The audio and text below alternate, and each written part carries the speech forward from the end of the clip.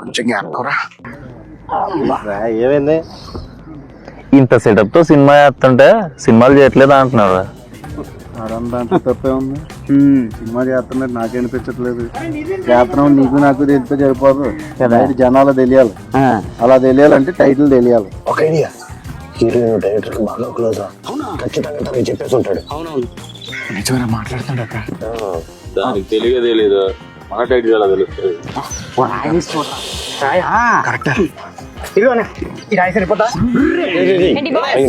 గోదావరి గట్టు పైన ఏం చేస్తున్నారు?